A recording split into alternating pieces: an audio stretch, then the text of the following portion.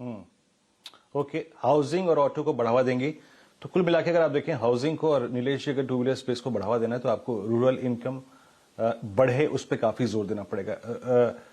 ग्रामीण भारत की तरफ पैसा जाए वो काफी जरूरी होगा इस बजट में शायद। ऐसे में नीलेश जी, आपकी राय एफएमसीजी पर क्या होगी बजट पर? अगर वाकई रूरल इंडिया पे काफी फोकस होता है, अभी एफएमसीजी कंपनियों की टिप्पणी यही थी कि इस बार थोड़ा सा डिसअपॉइंटमेंट रूरल इंडिया से आ रहा है, वहां से वॉल्यूम्स ड्राई हो रहे हैं, तो ऐसे में क्या वेटेज प्रायर टू बजट और पोस्ट बजट थोड़ा एफएमसीजी स्टॉक्स पे देना चाहिए क्या?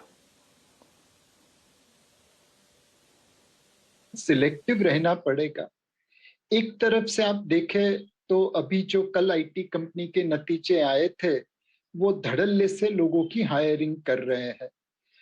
मेरे हिसाब से इस साल आईटी सेक्टर में 4 से 5 लाख जॉब क्रिएट हो जाएगी और एक आईटी सेक्टर की जॉब 3 से 4 इनडायरेक्ट जॉब खड़ी कर लेता है, चाहे फिर वो रेस्टोरेंट सेक्टर में हो या कार हायरिंग सेक्टर में हो। तो कुल मिला के तकरीबन 16 से 20 लाख जॉब आईटी सेक्टर और आईटी रिलेटेड सेक्टर की वजह से खड़ी हो सकती है।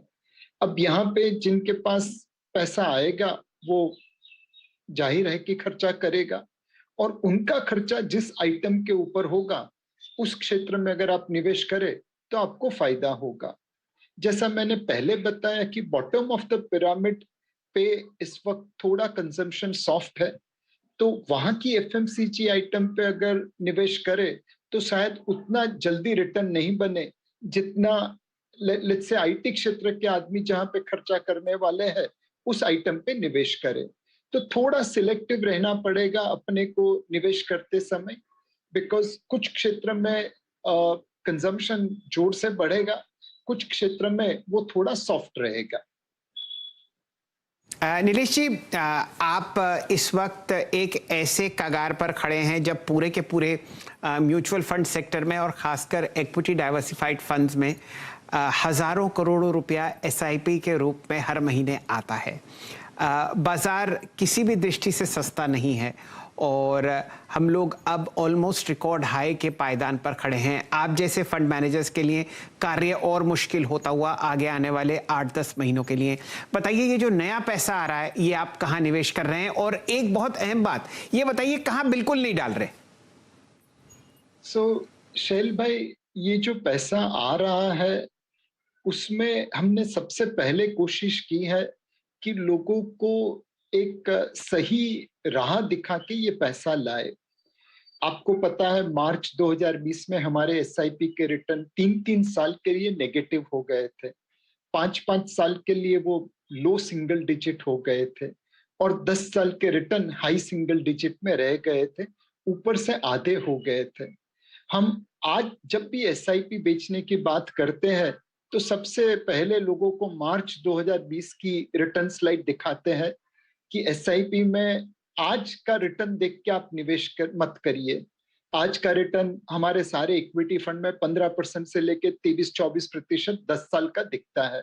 आप मार्च 2020 का रिटर्न देख के निवेश करिए। ऐसा समय भी एसआईपी में आ सकता है जब मैंने आपसे 3-3 साल के लिए पैसा लिया होगा और उसके ऊपर रिटर्न देने की बात तो दूर रही, मैंने उसको कम कर दिया होगा।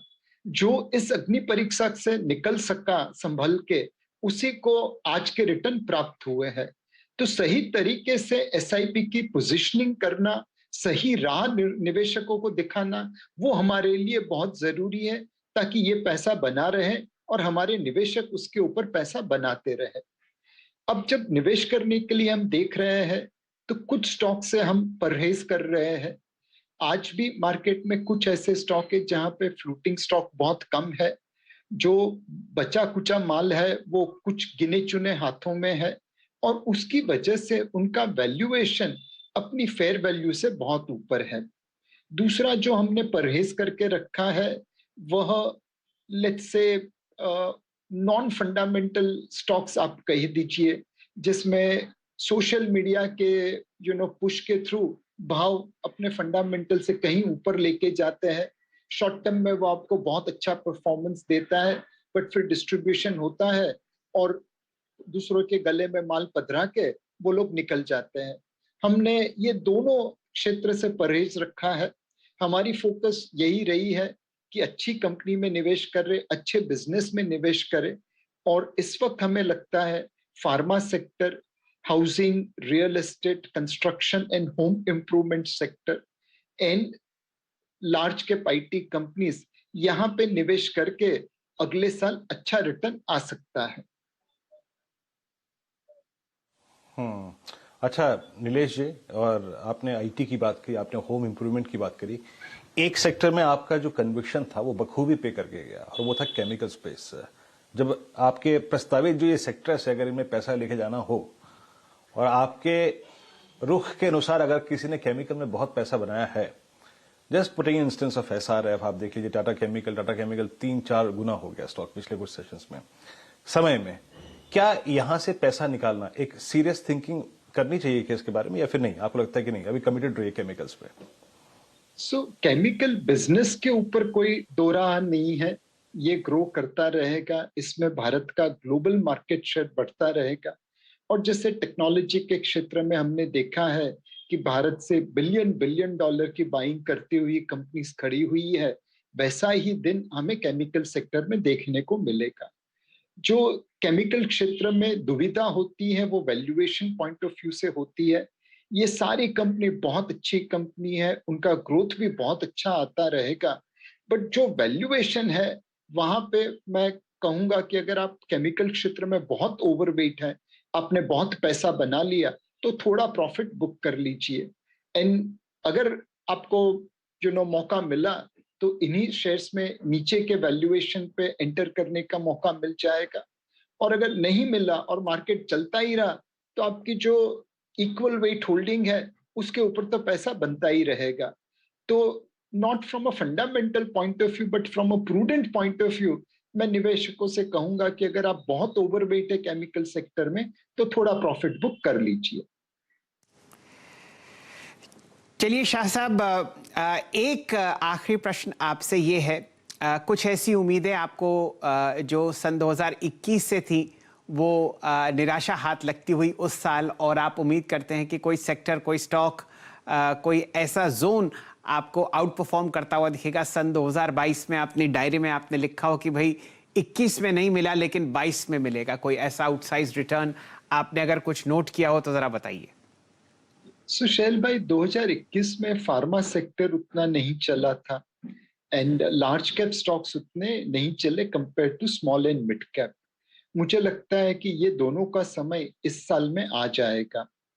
Banking and financial services sector भी 2021 में उतना नहीं चला था। मुझे लगता है कि बैंकिंग एंड फाइनेंशियल सर्विसेज में कुछ फर्म्स, नॉट कि पूरा सेक्टर बट कुछ फर्म्स 2022 में आउट परफॉर्म करेंगे। तो pharma, banking and financial services and large cap 2022 में 2021 से अच्छा परफॉर्मेंस देंगे, ऐसी हमारी उम्मीद है। चलिए शाह साहब, बहुत बहुत शुक्रिया, आपने जनवरी के पहले हफ्ते में समय निकाला और हमारे साथ जुड़े, आपका बहुत बहुत आभार।